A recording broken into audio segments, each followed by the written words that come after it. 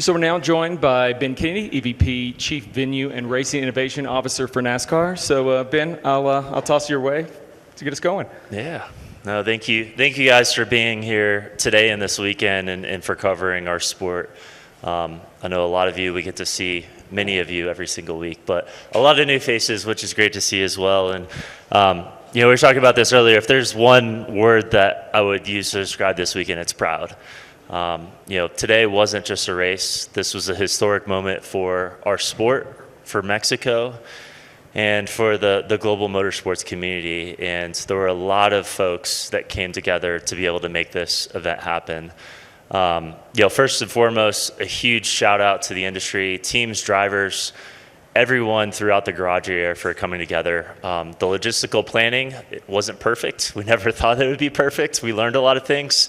But the partnership and collaboration we had with the teams and drivers was great. So we really appreciate their support, both getting here from Michigan. Obviously, they're going up to Charlotte and then eventually Pocono. Has been fantastic. To Ocesa, if any of you are planning on putting an event anytime soon in Mexico, go to Ocesa because they are hands down the best event promoters. Probably one of the best promoters we're going to have this entire season. So Federico Aleman, Federico Gonzalez, Rodrigo Sanchez, Alejandro, everyone on the Ocesa team, we started talking to them about a year and a half ago, actually probably 2 years ago, about this event. And we started planning conversations, and from the very start, they have been incredible partners. So we appreciate them. We had a lot of different broadcast partners on site. So Amazon Prime, if you guys had a chance to scoot out for a couple minutes, saw their stage for pre-race and post-race. Amazing location, amazing backdrop that they had. Appreciate their partnership and support of their fourth race of their portion of the season. CW, obviously, yesterday for Xfinity. Televisa, a new broadcast partner for us in Mexico. It's going to give us a lot of new eyeballs for our sport in this country, which is fantastic. And then Fox Mexico as well.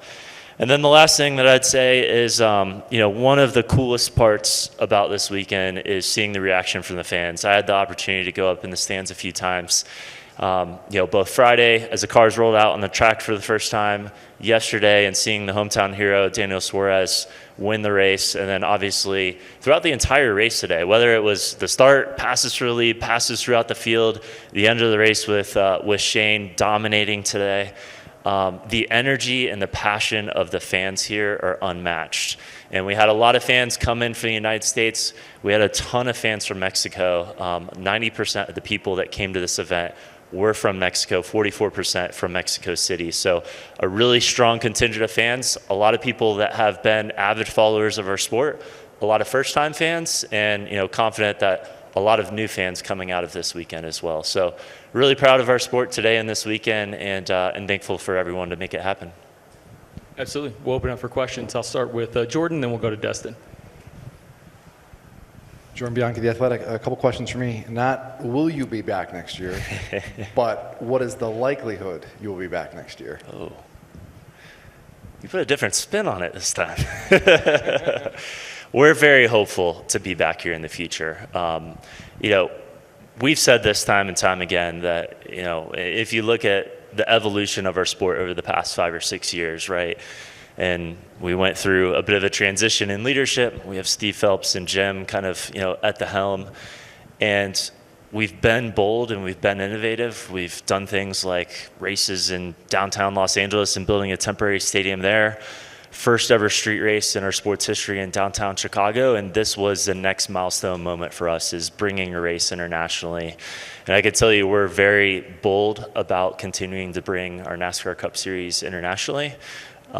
Mexico is a great place to do it. This weekend is a great example of that, and I would say we're very hopeful to be here, long term. Looking at this, as you put together the schedule for next year, some of the teams mentioned that they would like or prefer maybe like an off week either before or after. Is that feasible though? Kind of looking at how things have already fallen with the Daytona 500 announcement, and we know when Homestead's going to be next year. It doesn't seem like that's realistic. It's possible. We've spoken about it quite a bit. for this first year, it made the most sense just being in June, having a new broadcast partner with Amazon Prime. They're really excited about having the Mexico City race. As we talk about, potential opportunities in the future, I think to your point, having it located adjacent to an off week would help quite a bit from a travel perspective. The challenge is we don't have many off weeks. We have a couple off weeks. So we do have some options, and we are looking at those options. Ideally, if we do come back, it would be around an off week, but still have some work to do on the 26th schedule. Yeah. Cool. We'll go to Dustin, then Bob, then Jenna. Dustin Long, NBC Sports. Ben, in looking at the future for this event, typically when you guys do new events, you don't do one and dones. So when you are at this point non-committal, I think is a fair way to describe it, for next year, why would this be potentially a one and done as opposed to like a 2 or 3 year thing, which is kind of what you guys have typically done to kind of try to build an audience and then kind of see where it goes and then maybe look at going somewhere else if that's the case? Yeah, I would say, a lot of it is just as we're going through the planning of putting together the pieces of the 2026 schedule, there are a lot of dominoes that need to fall, and every domino affects another domino as we start to stitch a schedule together. So, this is a new event. Every time we do a first year event, think about LA, think about Chicago, we learn so many things. We've learned a ton throughout the past, I don't know what it's been, 9 or 10 months since we announced this event. OCESA has learned a ton, and I think it's a good opportunity for us to do a deep dive in postmortem. But our hope is for this to be a mainstay on the NASCAR Cup Series schedule, and for us to return here in the future.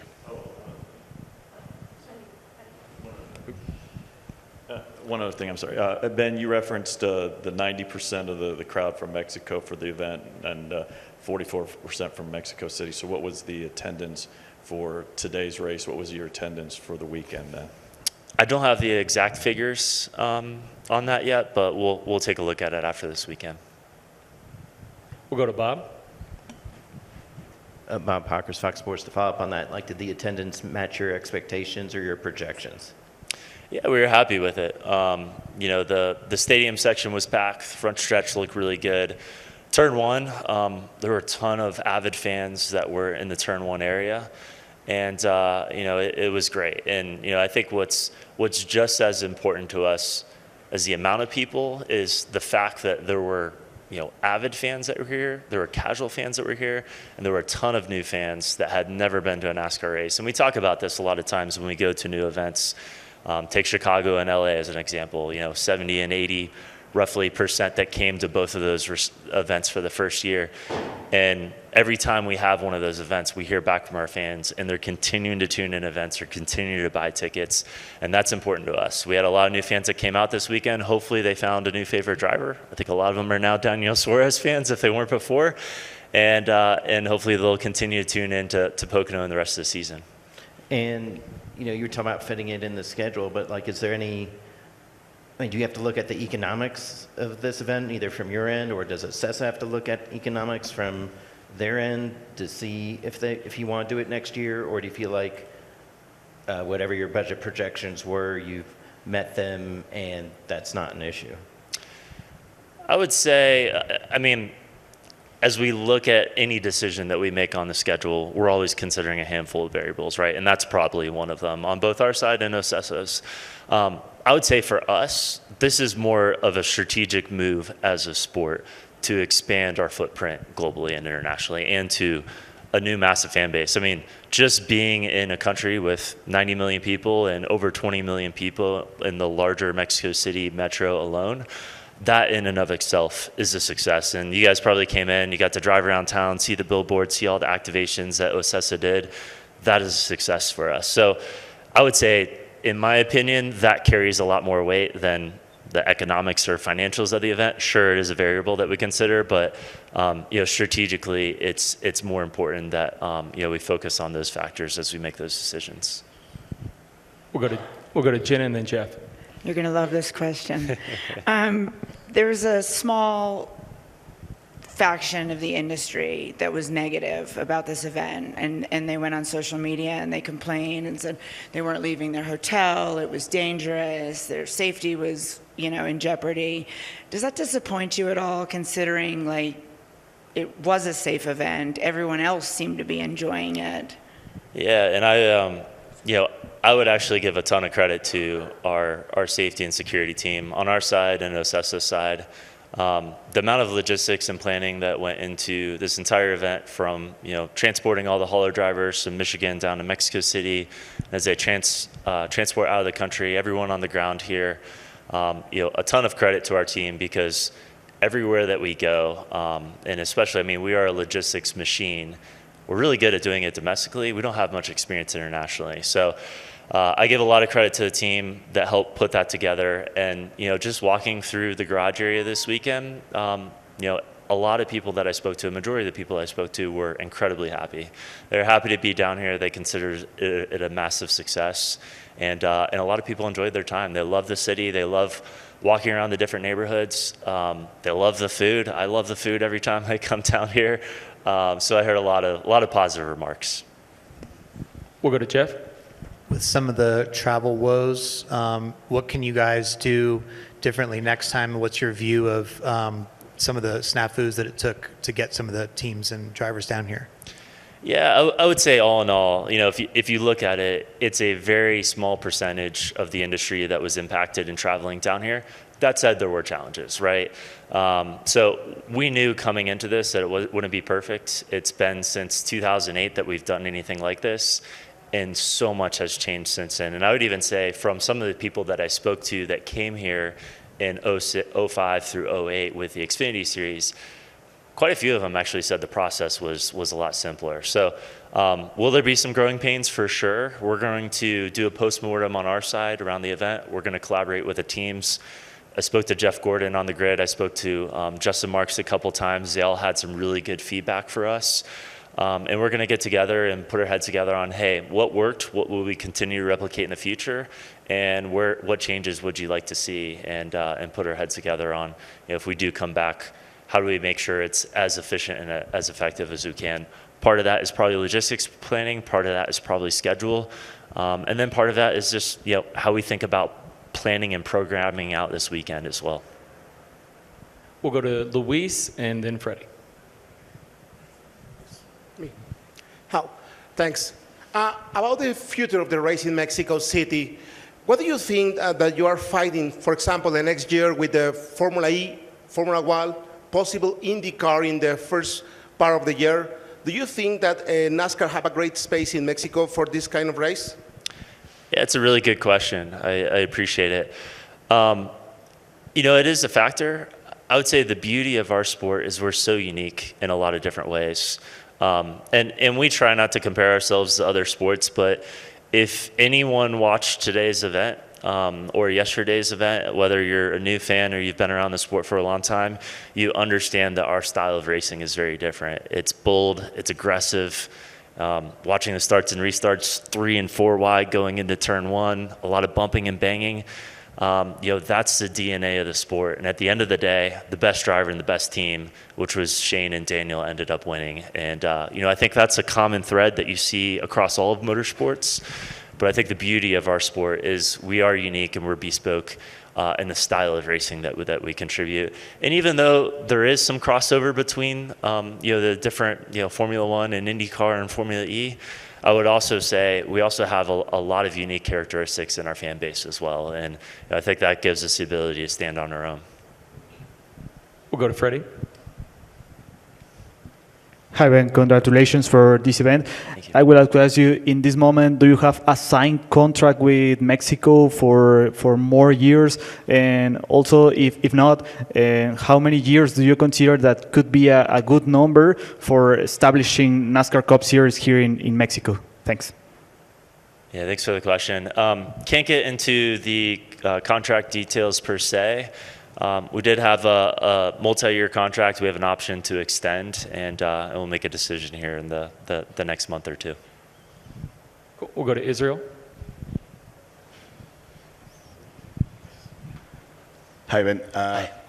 After what you saw all of this weekend, this inaugural event and the return of Xfinity Series after almost 20 years, what's the main factor refrains you from saying, yes, give it a go and say, yes, we're going to go back 2026. What's the main factor you consider right now is the thing that refrains you from saying, okay, we're going to go back? Obviously, I know the schedule, you guys kind of, shape the schedule at the end of the year, and it's early, but, well, as of right now.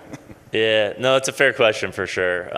As I mentioned, we're working on planning out the 2026 schedule, and typically a lot of events, especially the second or third year events, will come all together when we make the 2026 schedule announcement. So more than likely we'll hold it until then. But like I said, a lot of it is we just want to rehuddle internally, want to rehuddle with our partners, and talk about what the future might potentially look like. So we have so many new things that we've learned, so many great things that happened this weekend. And we have a survey that's going to go out to the fans. I'm excited to see what their response is to this weekend, and very hopeful that we'll return in the future. We're going to go to Zach and then Sebastian. Hey, Ben, Zach Albert, NASCAR.com. What part of the atmosphere here, either today or just the weekend in general, maybe stood out to you the most? That's a good question. If there's one thing that stood out to me the most, well, there are a couple actually.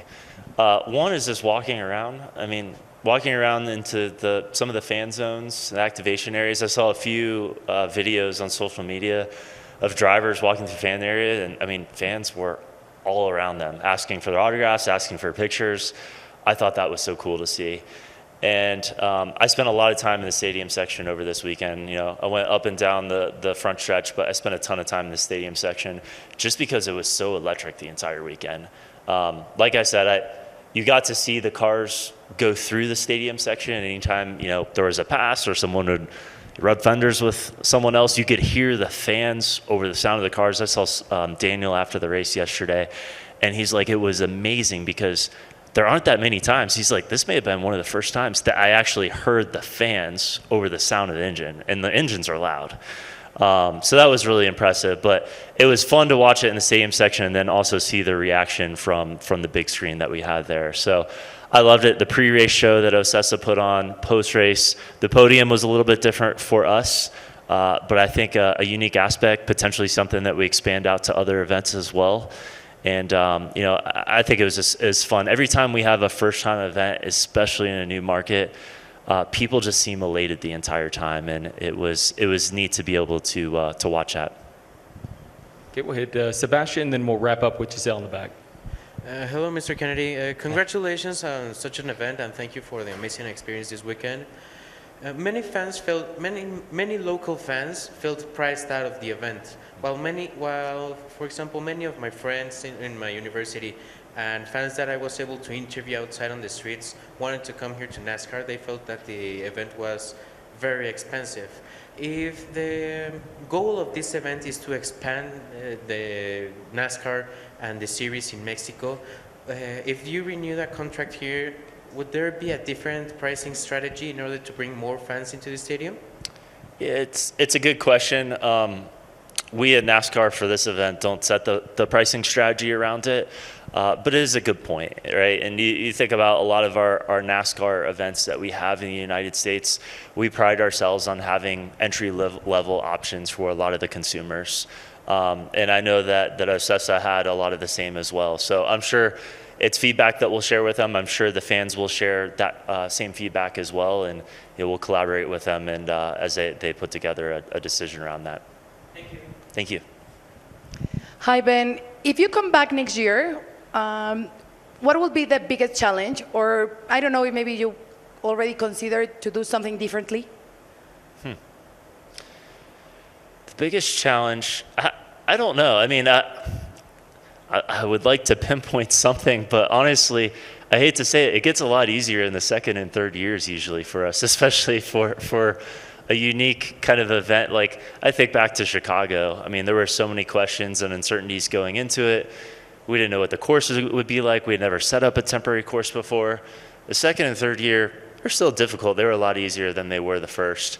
What I would say is that if we do come back in the future, we want to partner up with Ocesa, but we want to partner up with local organizations and communities to have a 365 presence. We have the Mexico series down here. They have been great for us. I think it's been great having a series that has a home and roots here. And we've had success with it, right? You got to see them participate on Friday and Saturday. And I'm confident a lot of the drivers that were competing in those races we'll see on Saturday in the Xfinity Series. We'll see maybe Friday in the Truck Series at a lot of our races. And like Daniel, we'll see him in the NASCAR Cup Series. So I also think that's a testament to what we've built internationally is not only is it an opportunity for us to get exposure for NASCAR globally, but it's a pipeline for drivers, for team owners, for partners to come up into the National Series. And we've seen some success stories. So we want to really partner up and have opportunities for us to be in front of fans here of 365 throughout the year. And we're not going to be able to have a cup race here every single weekend, but there are other ways that we can be more engaged in community, and that's what we're excited about. Thank you. And we'll get one final question from Matt Weaver. That actually covered it. I'm good. Okay, Cool. Oh, we'll get Jerry. Go for it. Bring us home. Jerry Jordan, KingdomTires.net. So I'm going to go back to, I guess, February or March. And there was rumors everywhere, we're not going to make this is not going to happen, this show is not going to be pulled off, it's going to get canceled at the last minute. Should this send a message to people that when NASCAR puts its mind to something, that you shouldn't doubt it, and that this will become a reality as you talk about moving around and doing other big events like this? I think so. And I heard some of the same rumors. There's always a rumor mill in our industry. It seems like I can never keep my finger on the pulse. I imagine it's every industry that's out there, though. We never had any doubts that we wouldn't be here this weekend. We were 100% confident we were going to be competing here. And I'll leave you guys with this. I think one of the coolest moments, and we talked about it a little bit earlier, obviously seeing all the fans and their reaction was incredible.